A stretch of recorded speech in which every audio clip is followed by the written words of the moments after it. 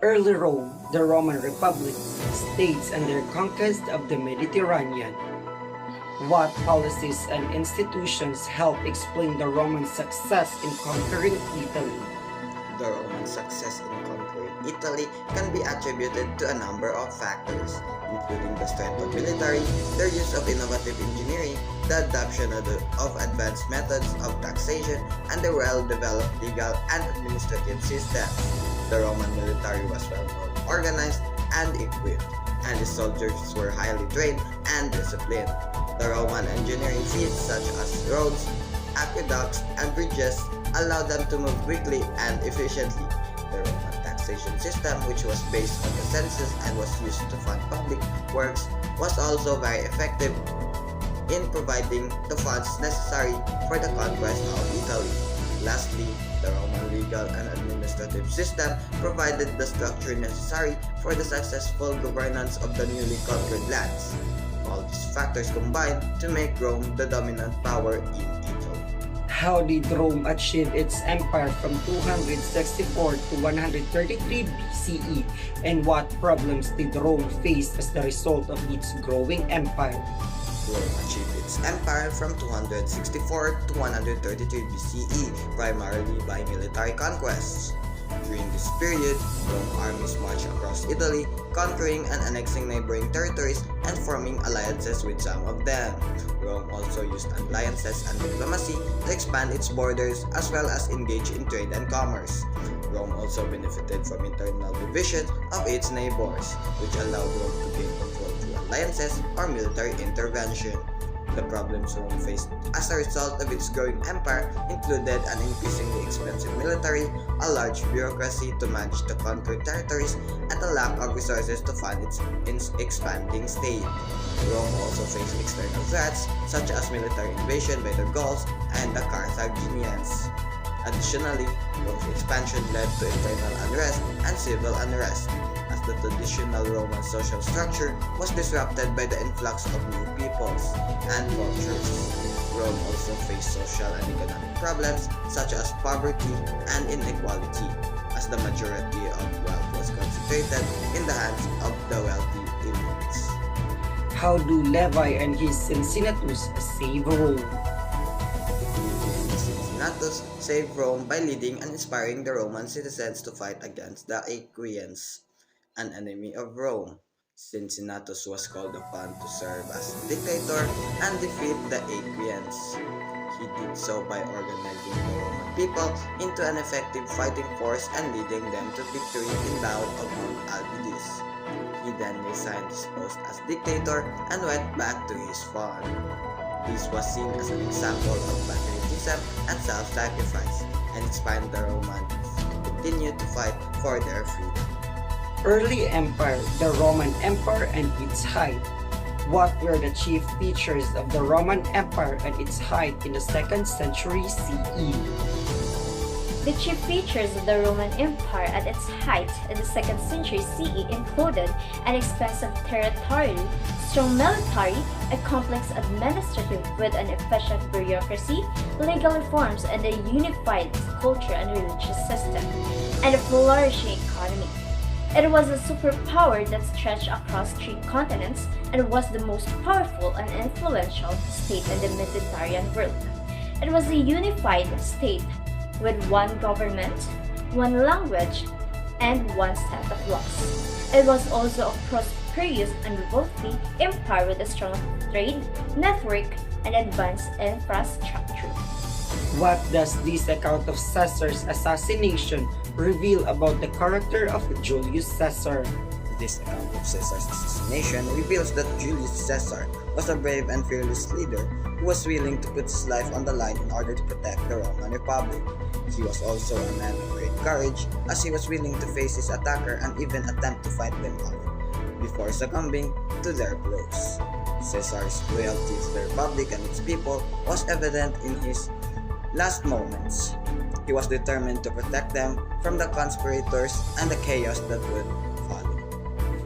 In Roman Empire, what are the views of Gaius Musonius Rufus on the responsibilities of a woman? Gaius Musonius Rufus viewed women as equal to men and believed that women should have the same responsibilities as men. He argued that women's primary responsibility was to take care of the home and raise children, but that she should also be educated and have the opportunity to contribute to society. He believed that women should be able to participate in public life and be allowed to own property.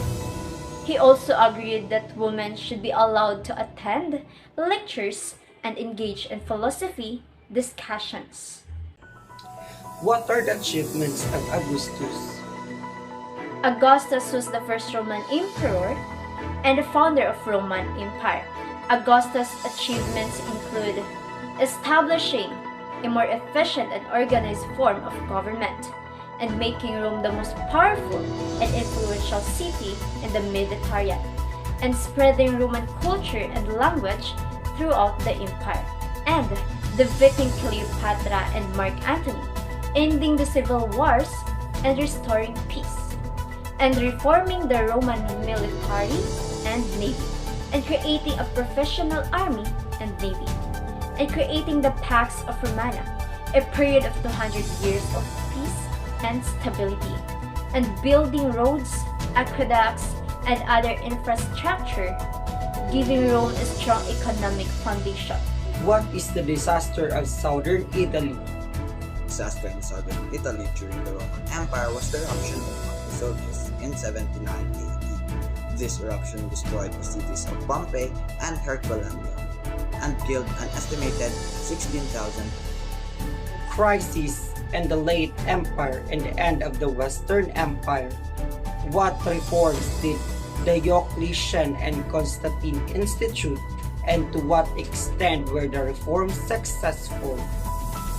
Can Diocletian's reforms were intended to help strengthen the Roman Empire and make it more stable.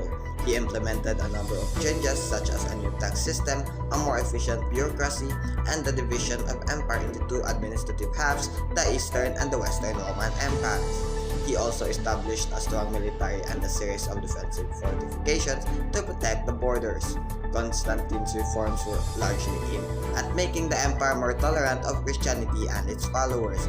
He ended the persecution of Christians, granted them freedom of worship, and eventually legalized Christianity as the state religion.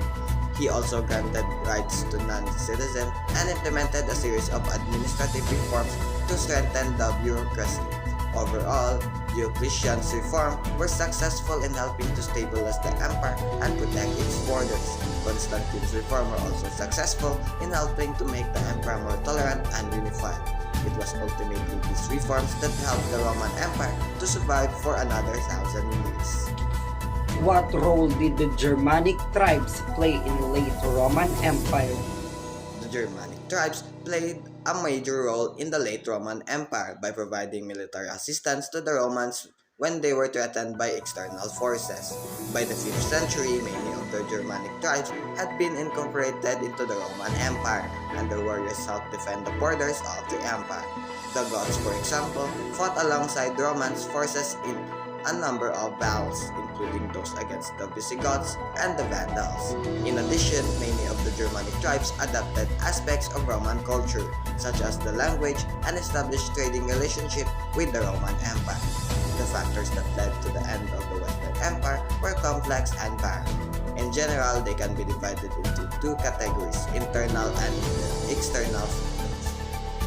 Internally, the Western Roman Empire suffered from a lack of strong leadership, a declining economy, and political instability. Externally, the Western Roman Empire faced pressure from the Germanic tribes to the north, invasions from the Huns, and emergence of the Eastern Roman Empire.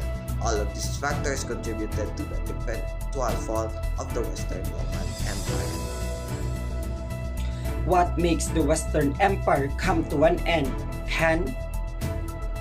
The decline and fall of the Western Roman Empire was a complex and multifaceted process that occurred over several centuries.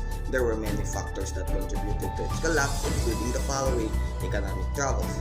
The Western Roman Empire faced economic problems for centuries, including inflation, high taxes, and a reliance on slave labor that prevented the development of a more diversified and robust economy. Military challenges. The Western Empire faced significant military challenges from barbarian invasion and internal unrest. The Roman army was often unable to defeat Byzantine forces, which weakened the empire's ability to defend itself. Political instability. The Western Empire experienced a series of political crises and periods of instability, including the deposition and assassination of several emperors.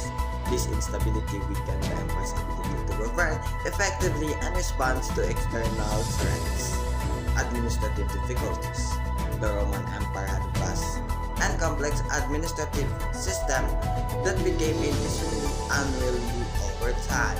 Corruption and inefficiency were widespread, making it difficult to maintain order and provide services to citizens. Cultural decay.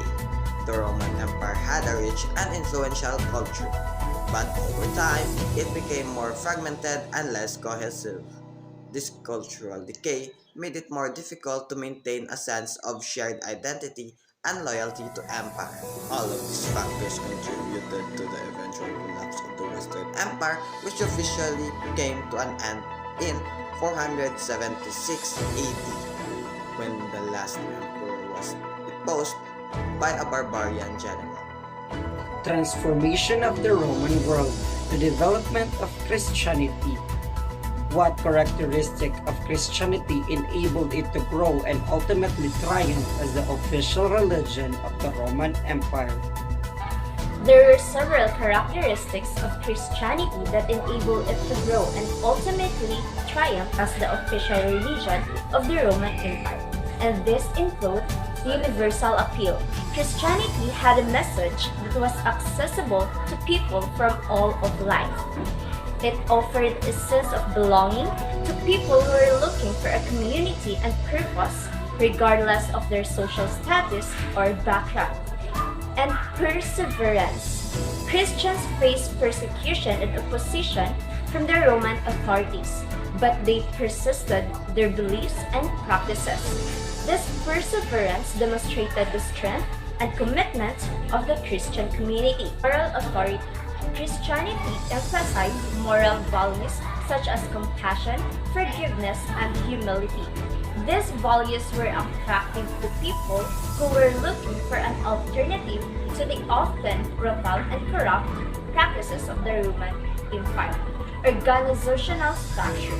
Christianity had a well-organized structure with clear leadership and a system of governance.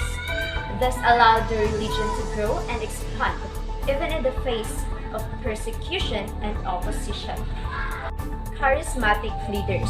Christianity had charismatic leaders who were able to inspire and motivate their followers. These leaders, such as Saint Paul and Saint Augustine, were influential in spreading the message of Christianity throughout the Roman Empire. And we have cultural adaptation. Christianity was able to adopt and incorporate aspects of Roman culture, such as art and architecture, into its practices. This made the religion more accessible to people who are familiar with Roman culture and traditions. And these characteristics, among others, allowed Christianity to spread and gain popularity throughout the Roman Empire. Over time, the religion grew in influence and power, eventually becoming the official religion of the empire under Emperor Constantine in the 4th century AD. A comparison of Roman and Han Empire. In what ways were the Roman Empire and the Han Chinese Empire similar, and in what way were they different? The Roman Empire and the Han Chinese Empire were two of the most powerful and influential empires in world history. While there were some similarities between the two empires, there were also significant differences. Both empires were massive in sizes and had large population. The Roman Empire covered much of the Europe, the Middle East, and North Africa, while the Han Empire covered much of East Asia. Both empires were characterized by strong centralized government with powerful rulers. The Roman Empire was ruled by emperors, while the Han Empire was ruled by emperors and powerful bureaucrats. Both empires had extensive road networks and communication systems that facilitated trade, commerce, and the movement of people and goods. Both empires developed sophisticated legal system and codes of law that helped them to maintain social order and regulate behavior. Both empires developed a rich and influential cultural heritage that has continued to influence world culture to this day. Hence, the Roman Empire was primarily focused on military conquest and expansion, while the Han Empire was primarily focused on maintaining a stable and a prosperous society. The Roman Empire was heavily influenced by Greek culture and ideas, while the Han Empire developed a distinct and unique cultural identity that was influenced by Confucianism, Taoism, and other indigenous traditions.